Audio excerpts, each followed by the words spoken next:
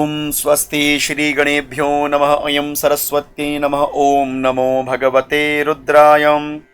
आप सभी को वंदन प्रणाम। आप सभी को प्रेम भरी ओम नमो भगवते रुद्राय।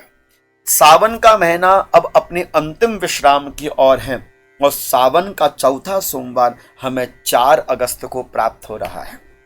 ऐसे में हमने सावन के लास्ट सोमवार में क्या क्या करना है, अभी तक जिसने तीनों सोमवार में कुछ विशेष नहीं किया है तो सावन के सोमवार में क्या लास्ट में क्या क्या कर सकते हो, बड़े ध्यानपूर्वक सुनिएगा।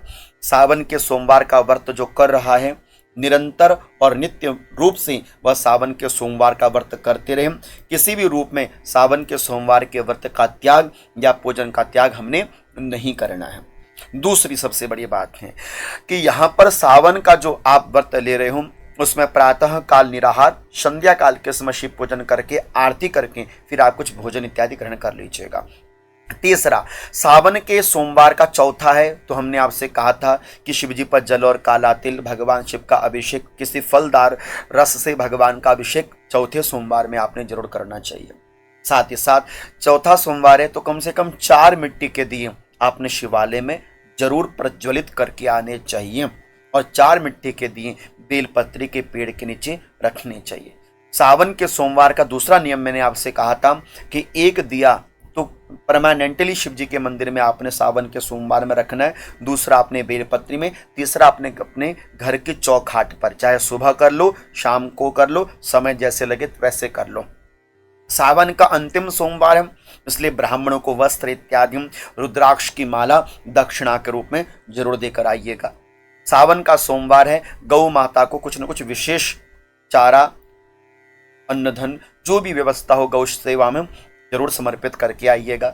साथ ही साथ जो आपकी कन्या है, जो आपकी बेटी है, जिनका विवाह हो गया है, उस बेटी को सावन के अंतिम सोमवार में कुछ न कुछ सुहाग की वस्तु जरूर माता रानी को स्पर्श करा के अपनी बेटी को प्रदान करके आइएगा।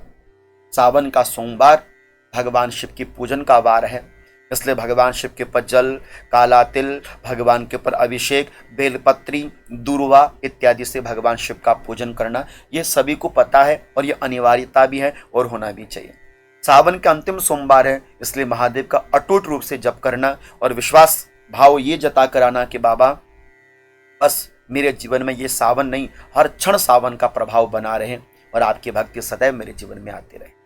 ये विश्वास के साथ बार बार महादेव को प्रणाम करना और अंत में यही कहना, महादेव मुझे अपने से कभी दूर मत करना, हमेशा अपने चरणों से मुझे लगाए रखना। ये भाव समर्पित करके आना। दुनिया बहुत कुछ मांगती है लेकिन आप महादेव को मांग कर आना। बस ये चौथे सोमवार में आप भक्तों ने अवश्य में कुछ विशेष कार्य करने हैं और भाव रखिएगा, महादेव सब अच्छा करें। आप सभी को प्रणाम, वंदन। ओम नमो भगवते रुद्राय। ओम नमो भगवते रुद्राय।